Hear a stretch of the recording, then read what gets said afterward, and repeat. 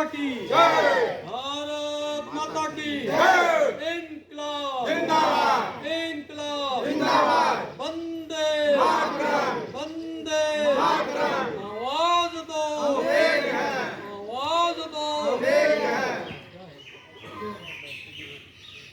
हम लोग आम आदमी पार्टी मिलजुल करके लोगों के बीच जा करके लोगों को आज़ादी के महत्व को बढ़ा चढ़ा करके लोगों के आज़ादी के महत्व को समझा रहे हैं कि किस तरह से हमने देश की लड़ाई के लिए संघर्ष किया।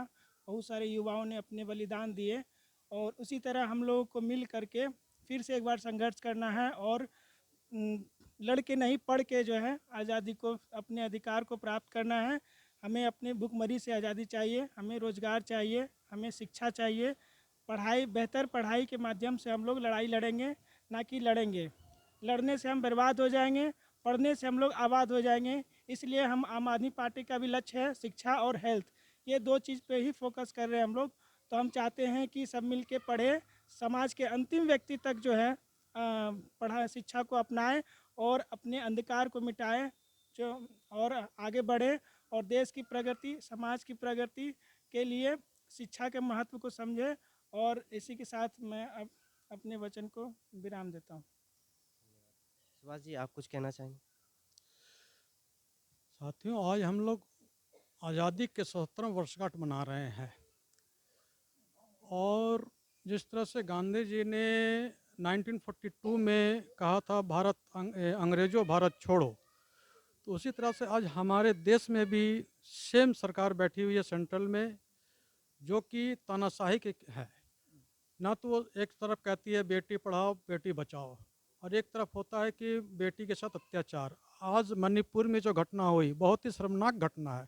इस पर केंद्र सरकार की कोई भी टिप्पणी आज तक नहीं आई, ना वो वहाँ मणिपुर गए देखने के लिए। शिक्षा, अपने बिहार में शिक्षा की हालत बद से बदतर है। एक कुलपति के कारण हमारा तिलका मांझी यूनिवर्सिटी 8 महीने बंद रहता है और जब परीक्षा हमारे पार्ट 1 का फरवरी या मार्च में हो जाना चाहिए था, वो अभी अगस्त के लास्ट तक जा रहा है। पार्ट 2 का एग्ज़ाम अभी तक नहीं हो पाया है और इस मामले में दिल्ली और पंजाब शिक्षा के मामले में बहुत ही बेहतर है और बहुत ही आगे है, जो कि समय पर हर काम हो रहा है। ना शिक्षा है जो कि सवाल पैदा करती है और एक तरफ कहते हैं केंद्र सरकार शिक्षा बेटी को पढ़ाओ, वो ये नहीं चाहते हैं कि युवाओं हमारा आगे बढ़े, देश हमारा आगे बढ़े, क्योंकि शिक्षा सवाल पैदा करती है। और आने वाले समय में जिस तरह से अभी मुहर्रम के समय में आप लोगों ने सुना होगा प्रवृत्ति में कि इस तरह से उपद्रव हुआ, ये सब राजनीतिक देन है। तो भागलपुर की जनताओं को इस पर आपका एकदम एक विचार रहना होगा, एकजुट रहना होगा, हिंदू मुस्लिम के चक्कर में नहीं पड़ना होगा, क्योंकि नेताओं का आदत है हिंदू मुस्लिम चक्कर कड़ा करके अपने उल्लू सीधा करेंगे और आपस में लड़ाते रहेंगे, पब्लिक आपस में लड़ते रहो, हमारा विचार हमारा काम होता रहे, इसलिए इस चक्कर में नहीं पड़ना है। धन्यवाद। जय हिंद, जय भारत। आज़ाद हो गए लेकिन आज भी अंग्रेज है। वो अंग्रेज आप देख रहे हैं, हम भी देख रहे हैं और पूरा समाज के लोग देख रहे हैं। यदि हम लोग को आज़ादी चाहिए तो पहले गांव को सुधार करना होगा, गांव को शिक्षित करना होगा, गांव को विकास करना होगा, तब उसके बाद जा करके देश विकास होगा। कोई भी आंदोलन शुरू से लेकर आज तक देख लीजिए गांव से ही स्टार्ट होता है। यदि गांव में किसान यदि खेती नहीं करेगा तो किसी का पेट नहीं भरेगा।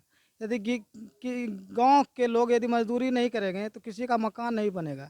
इसलिए हम कहना चाहेंगे गांव से लेकर जब तक गांव की विकास नहीं होगा जब तक शहर का विकास नहीं होगा। आज आप देख लीजिए, कहते हैं ब्रिटिश क्या है? एक अत्याचार शासक। उसी तरह देखिए एक नरेंद्र मोदी हैं, वो भी एक अत्याचार शासक है। अभी सुने होंगे बीच में कितना अरब रुपया जा करके अडवाणी को जा करके माफ़ किए, जो कि उतना अरब रुपया पूरा बिहार में यदि हम लोग 5 साल भी खाते तो ख़त्म नहीं होता। और जाकर उसको दे करके और क्या कर रहे हैं, गरीब से टैक्स वसूल रहे हैं, चाहे वो भोजन का हो या ज़मीन का हो या होल्डिंग टैक्स हो, जो भी हो, हर एक तरह का टैक्स पे कर लग रहा है। वो भी 2 गुना वसूला जा रहा है। क्यों? क्योंकि गरीब जाकर और गरीब बन जाए, यानी कि पैर के तलों दब करके मर जाए, इस तरह से हो रहा है। तो हम चाहेंगे कि ऐसा सरकार लाए जो कि गरीब अमीर को सबको देखे, खास करके गरीब का विकास हो, जिसको अधिकार मिलना चाहिए उसको अधिकार मिले। ऐसा तो हो नहीं रहा है, खाली कह रहा है हम जा करके गरीबी मिटा रहे हैं। गरीबी कहाँ मिटा रहे हैं? गरीब को मिटा रहे हैं। आप लोग देख रहे हैं कि गरीब को मिटा रहे हैं नरेंद्र मोदी जी, और कह रहे हैं हम तो विकास कर रहे हैं। विकास क्या कर रहे हैं? विकास यदि चाहते हैं अच्छे पार्टी के लाइए, जो कि आपका विकास हो, आप बदलाव लाइए। जैसे आम आदमी पार्टी है, देखिए आप पंजाब में देख लीजिए, दिल्ली में देख लीजिए क्या तरह की स्थिति है। हाँ, उस तरह की स्थिति लाइए यहाँ जो कि सुधार होगा, समझे। हम यही चाहेंगे, अत्याचार से दूर रहिए। हाँ, एक अच्छे शासक को खोजिए, जो कि अच्छा शासक, जो कि अपने जनता के सुख दुख में काम आवे, समझे। आज 15 अगस्त के शुभ अवसर पर हम आप लोग को बोलना चाहेंगे सही जनता दलों से कि इस तरह के जो दुख की घटना जो हो रही, कहीं भी देखिए, एक बार सुने थे कानपुर के आसपास में वो घटना हो रही थी, दिन दोपहर जो आ रहा था उस पर गोली चल रही थी। अब प्रशासन कहाँ थे? प्रशासन सो रहे थे। और कई जगह ऐसा घटना है जो कि हम वर्णन नहीं कर पाएंगे, काहे को उतना टाइम नहीं है। इसलिए जय हिंद जय भारत, इसी वाणी को विराम देते हैं। जय हिंद।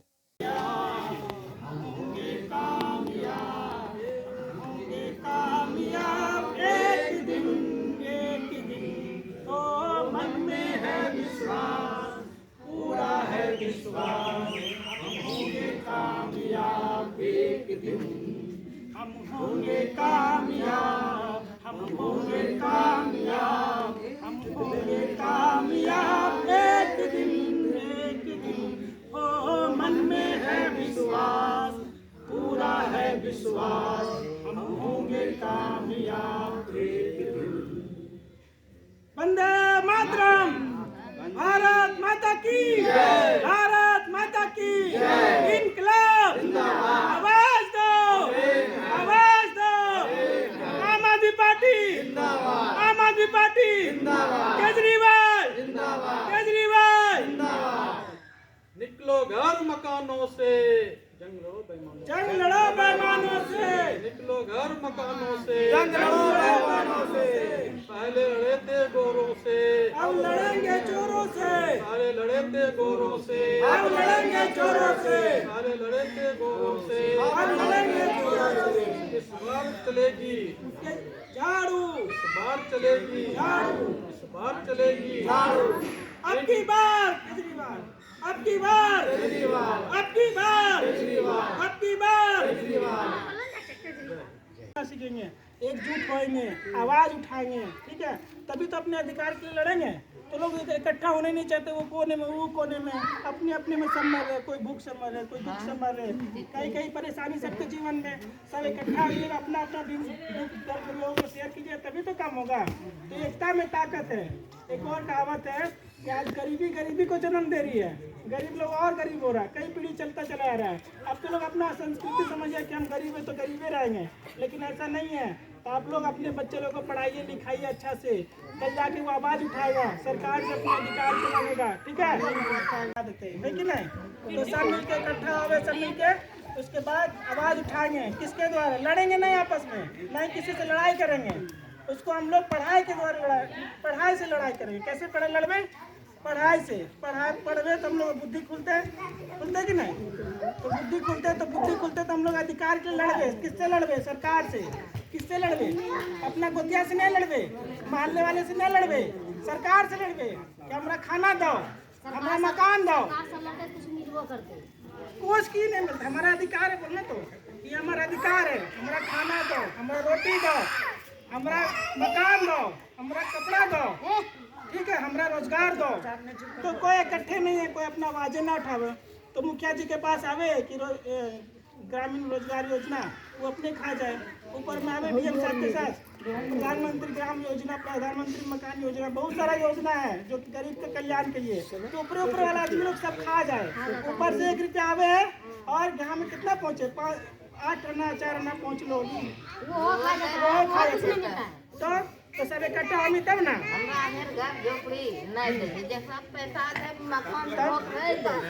इलेक्शन का समय आता है, जब तक लंबा लंबा भाषण हम हार कर दे भाई, हम हार कर दे अब देख केकरो बेटा नहीं है, बूढ़ी हो गई, ओकरा खावे के नहीं है, ओकरा पेंशन चाहिए, पेंशन चाहिए कि नहीं, तो ओकरा के लड़े होते कि नहीं? कितना से लड़िए? तो क्या से नहीं लड़िए, न मानने वाले से, सरकार से लड़िए। कैसे लड़िए? कलम से लड़िए। है ना। अब बड़ा बड़ा देश में जो है, जो युवा नौजवान लोग बेरोजगार है ना, घर में बैठा रहे, वो सरकार के ऊपर आवाज़ उठावेगी, तुम हमको पैसा दो, हमको खाने का पैसा नहीं है, तो सरकार उसको पैसा देता है। उसको गारंटी योजना कहते हैं, प्रधानमंत्री रोजगार गारंटी योजना, ग्रामीण रोजगार गारंटी योजना। तो यहाँ में भी जो है मनरेगा से पैसा आता है, तो सब वही लोग खा लेता है, ऊपरी का आदमी लोग, गरीब लोग को मिलता कहाँ है।